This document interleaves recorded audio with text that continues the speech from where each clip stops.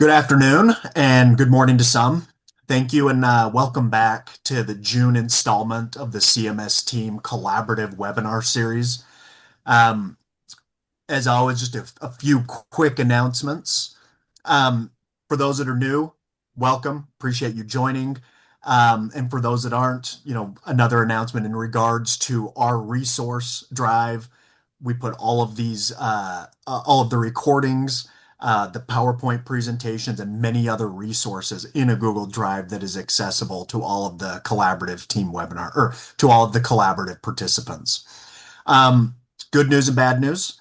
The bad news is this is the final webinar up until the end of the summer in regards to our series of webinars that we've been hosting on a monthly basis. But the good news, and we'll get into more detail, is in August, there will be a more expansive bundled payment and care transformation summit held in Boston at the Harvard Club of Boston. So we'll provide some more details about that later.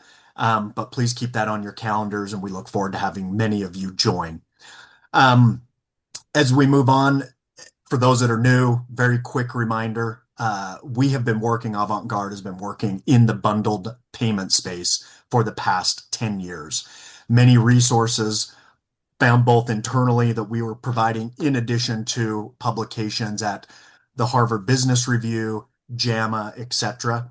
Um, and we've worked with many clients, many hospitals across the country over this decade, compounding on these experiences. And we're now happy to be able to share these experiences and learnings with other people that are part of the CMS team program. We're very excited to have UPMC present and share their experiences with us today. We have Dr. Hogan, who will be joining, Janice Donis, Colleen Tanner, and Nikki Zolba. They're focused specifically on CMS team. They're going to also be sharing what they did and what was successful in other programs that they have been running from a bundled payment perspective. So really appreciate them joining, really appreciate they're being willing to share their experiences and learning so that we can all take from that and apply that to our individual scenarios and what we're trying to achieve to get as much success as possible out of the CMS team program. So I will turn it over to the UPMC team, and we will have time for question and answer at the end of the presentation. Thank you. Hi, everyone. Thank you for joining today. And thank you to the Avant-garde team for allowing us to share our story with you all. I think we have our slides up and running. So just a little bit of an introduction to UPMC.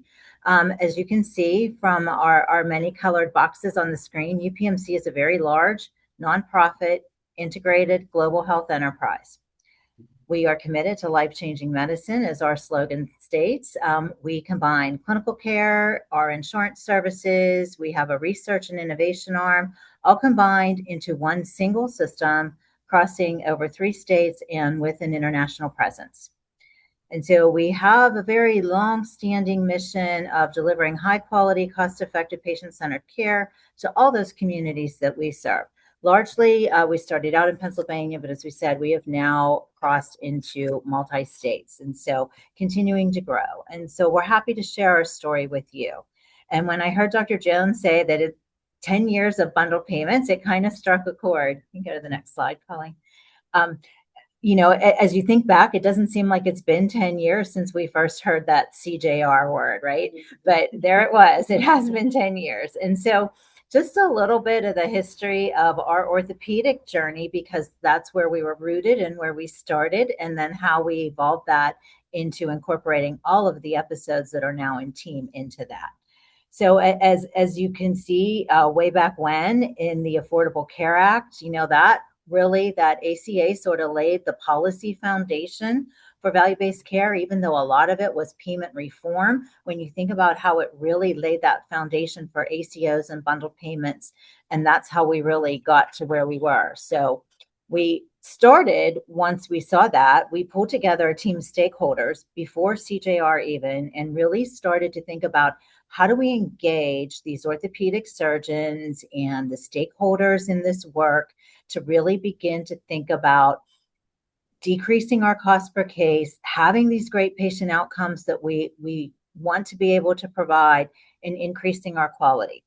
And as we were going along in that journey for those first 2 years, we saw the regulations come out about CJR. So here we are, this huge, massive system crossing all through the state and into other states, having to really reimagine now what we were doing with bundled care and make sure that it also hit the regulatory requirements that we had to hit for CMS purposes. And so we did take those stakeholders to the next level. We looked at pathways, all the things that you would normally think about. But I think one of the things that we really struck a chord with was we were able to reach out to our insurance arm, which is something that a lot of systems don't really have that opportunity. But we really leveraged that. We reached out to our health plan and said, okay, you have to help us. You have a lot of data here. We know we want to do this together. You have the same goals as us, cost-effective, high-quality care for your members. Let's see how we can partner up.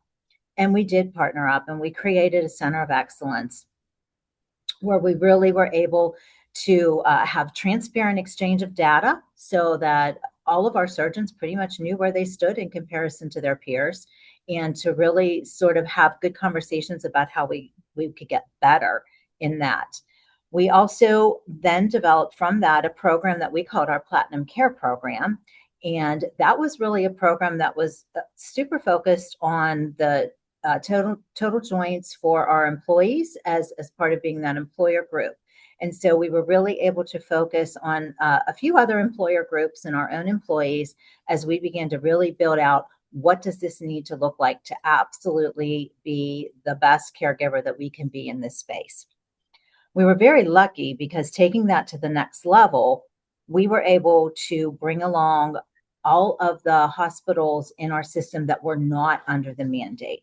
As they heard what we were doing, they began to put their hand up. Hey, I want to do that. I want to be in that same category as being cost efficient and high quality. And so we had a lot of stakeholders that we brought along with us. And that really put us in the position where we knew how to grow that program beyond what was the requirement, right? We knew how to pull people in. We knew how to get them involved. But still, it was a culture shift. And I think it was largely a culture shift that we really had to begin to socialize and discuss at every level along the way. And so we had our oversight team that grew from that very first 2012 to 2014 go at making a shared savings program. And we grew that team, and we were able to really expand on it. It set us up nicely that once we had seen the regulations for the team model and knew that we had 7 of our hospitals also under that mandate, that we were able to take that model and expand it to the stakeholders in the other episodes of care so that we can really grow that. So next slide, Colleen. All of the lessons that we learned from CJR were so very important, and Dr. Hogan is going to walk you through some of those with our pathways, but I really do just have to emphasize that you need to take time to talk about the culture. You need to know what the culture is in your facility, how you can work within that to be able to be successful as you begin to make change and implement all of those change theories, just a broader base of understanding with that. So from here, I will turn it over to Dr. Hogan. No, thanks, Jan. And so, as Jan mentioned, we had a very comprehensive and innovative team. And so, the role I served in this, at the time that we started CJR, I'm an orthopedic foot and ankle surgeon by training, and had a very strong interest in outcomes, as well as policy and healthcare based and value-based care efforts. And when the CJR bundle was launched, we had a very strong collaboration at that time with our quality center, our Wolf Quality Center and team, of which Jan and a number of others have been a part of. And our chief quality officer at the time, Tammy Manier, asked if I would join on this journey. And it was actually a very exciting, but I will talk a little bit about how we drove success of some of what Jan mentioned, but also how we continue to try to leverage and socialize what was happening in the orthopedic space from a value-based care standpoint. And obviously there were a few other areas that we had. One being we had a OB bundle, and then there was a small shared savings program with our cancer program. But there are a number of other programs that existed within our health plan and payer provider space that we were able to leverage. But this was obviously the first of its kind and of its level. And some of the cultural dynamics that we went down the path of to give you the landscape of UPMC from an orthopedic perspective. We have orthopedic surgeons across the enterprise, across a number of facilities, and we still have a large contingency of academic core employed orthopedic surgeons with affiliation with our School of Medicine. We also have community-based employed orthopedic surgeons, and then we also have a number of key and critical private practice partners and affiliates across our entire footprint in our network. And that was very true for all of our CJR hospitals. So aligning those individual practices, those physicians, took engagement. I would say a willingness to pick up the phone and meet people where they are, really gain an understanding of what was really working well in their practices from a standpoint of patient engagement, navigation, and also those things that we could help improve upon. And so the successes that came from some of that, as Jan mentioned, we had our pathway group, and we brought together the stakeholders, surgeons, as well as practice operational managers, and also individuals along the continuum of the episodic delivery for joint replacement. Prior to someone needing a joint replacement and initially being evaluated, all the way through what their post-acute care experience would be. And that was very comprehensive. And the one thing I can say we learned from that, and we could talk about it during the Q&A, is that a number of people were doing very positive things for their patients, but there were definitely opportunities to optimize moving forward. We also wanted to bring the surgeons together so they could really have a conversation about all surgeons, I would say, but majority at least, definitely want their patients to do well, and they want to have good outcomes. And that is part of what we do. And their practices want that. Their nurses, their teams, the operating room team, as well as, that individual's primary care doc or wherever they go for PT. So we brought in stakeholders from all those environments, and it really enhanced our pathway, which I'll have a diagram describing that. So we embedded nurse navigators into our clinical teams. We definitely learned from the BPCI work and some of our teams that were doing very well that was very important. This really helped us drive a reduction in length of stay. We engaged directly with our emergency medicine docs and colleagues to help drive down readmissions. And a lot of that just really involved optimizing communication around admission. And even in some scenarios, creating some hard stops on, do you readmit a joint replacement without making a phone call versus the historical reflex of just admission and see them in the morning. We also reduced our SNF usage and acute and post-acute rehab care. Now, another element, we really wanted to have data. We wanted to have data available for the surgeons and practices, and we took a motto of we shall not weaponize data, and that was very important. And our surgeons and our practices were very open to having unblinded data to say, hey, obviously patient-sensitive information was guarded, but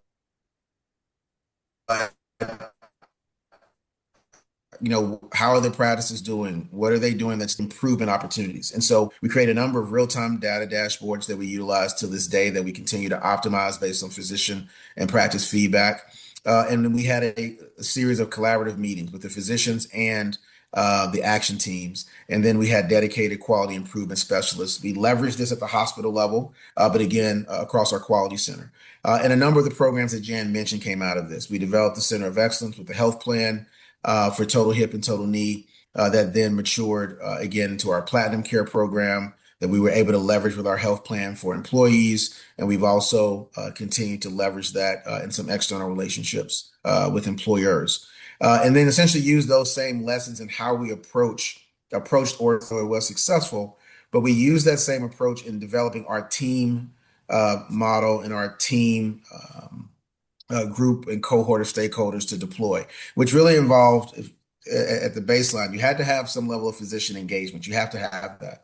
And then also engaging with the clinical operators in those clinical care settings, whether it's the outpatient office, also the hospital, in the event of surgery, obviously the surgical domain. And that's when you later in the talk, you'll see that is essentially a similar structure that we use to build out our team stakeholders and the subcommittees as well. Next slide. This will be available to everyone, and it's somewhat of a busy slide, but it's for your information. So what we did, Nikki and Jan and a number of our team members, we essentially put together our touch points for a patient from their preoperative all the way through their postoperative discharge transitions of care, and really highlighting where are those touch points. We navigated how do we manage individuals prior to surgery, and that's why this speaks about the preoperative element, which patients are involved in the program, and continue to use this to educate patients and also the practices. But then gaining an understanding, and this feedback came again from those stakeholders we engaged with, what's important to them? What are the things that are very important to have the best outcome? And some of that is prehabilitation. One of the things you'll see there with PT. How do we engage with their primary care group and touch points? If they have a primary care doctor, do they need optimization? And we actually didn't turn patients away, but there was agreement. The one thing that we had 100% consensus amongst the hip and knee replacement surgeons was on what comorbidities truly need to be optimized prior to surgery to have the best outcome based on the literature, and continuing to hold one another accountable to that. And then patient-reported outcomes. Well, we took a leap of faith in the first year of CJR. Though it was voluntary, we took the motto that a suggestion today is usually a requirement tomorrow, particularly from the government. And we invested in a patient-reported outcomes platform that would allow us to engage our employed docs and help collect data, but also those private practice groups. And we've continued to refine that over the years as the organization has grown, and also the patient-reported outcome requirement has become a national mandate. And so this will just carry you through. And then the perioperative space, the same thing, really speaking to how we can optimize patients to go home. That, as a number of us know around the country, has essentially transitioned to patients discharging directly to home or same-day surgery. But for those patients who do need to remain in the hospital, which there's still a considerable number, how can they have the best experience, the highest quality and cost-efficient experience for them and for the team? And then that transition of care piece post-operatively. We optimize home physical therapy, but at the same time, a number of our docs went directly to outpatient. We are already seeing a shift of essentially home self exercises. A lot of that is optimized during the prehabilitation and the preoperative education that occurs at the practice level. And we're seeing those outcomes improve, and obviously those savings, but most importantly, the outcomes improving for the patients in the most cost conscious way. So happy to speak to this further. And as we push forward, you'll get to hear more about our team approach with Colleen and Nikki. Thank you. Thanks, Dr. Hogan. So like he said, we were building from a single episode of lower extremity joints and now needing to expand that to 4 additional episodes and to some of our facilities that didn't participate in CJR. While they might have participated in a lot of the work that Dr. Hogan said that trickled down to these other hospitals, some of them might not even know the acronym CJR we're finding. So as Jan noted before, we're a very highly diverse network, including significant geographic variation. And so we have 7 hospitals that were mandated for TEAM. We know that there are a lot of different payment models came down, so we decided strategically to just stick to those that were mandated. And so those 7 hospitals are across 5 different TINs within 3 of our regions in Pennsylvania. We recognize that in order for us to have success, we require strong leadership alignment and guidance, both from the executive and operational levels. In addition, we needed our subject matter experts from those frontline surgical teams, along with a robust data and analytics support. Each committee we decided would meet monthly. Obviously, we have a great team across UPMC and can meet with them ad hocly as if something would pop up as well. Did it stop sharing? It did. Hold on, I apologize.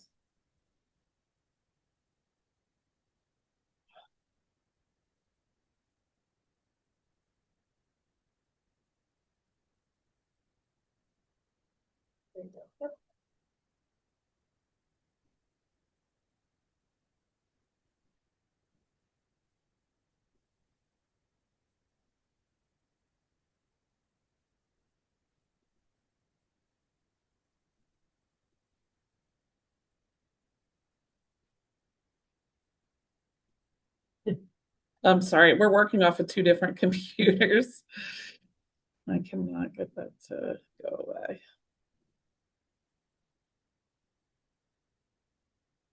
It's on the screen. There you go. All right, so I apologize about that.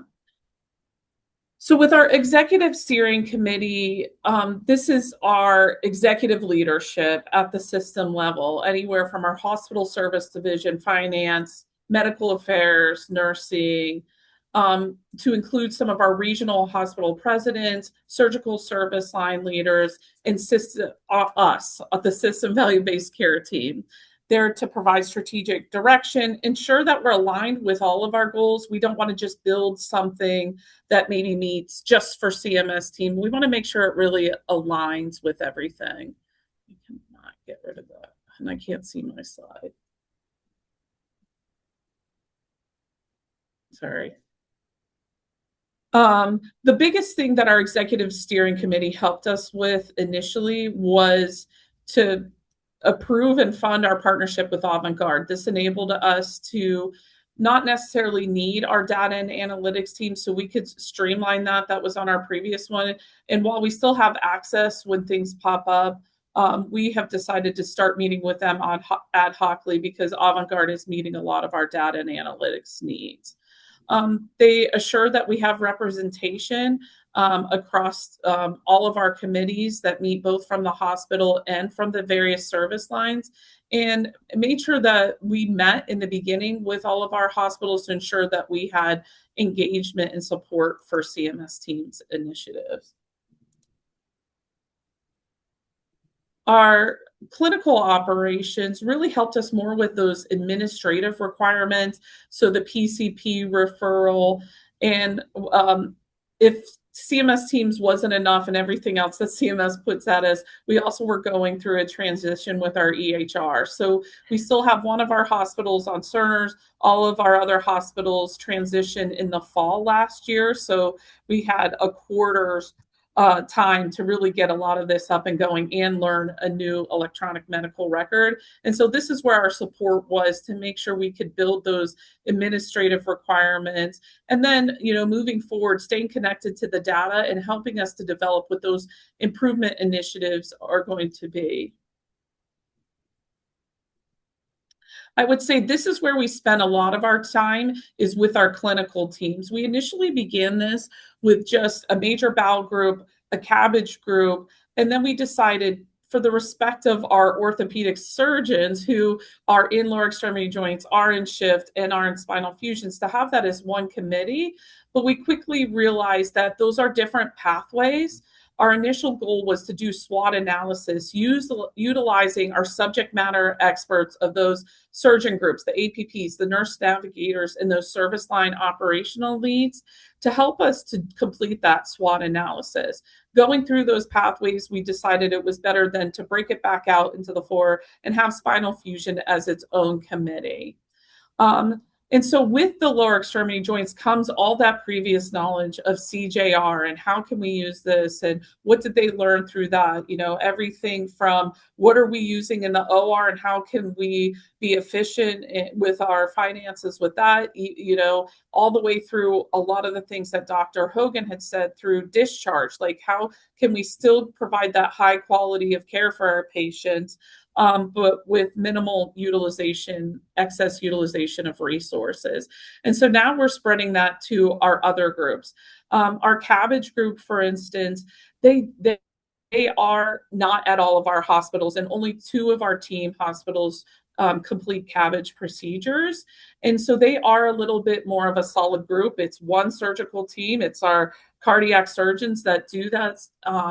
And so they've also participated in registries like the STS and different organizations. So they're used to looking at their data, streamlining their efforts, but we know that there are still some opportunities with CABG. We've used our insights from Avant-garde and are focusing on where are we discharging them? Do we need that? What's causing our readmissions? And I would say that's our focus.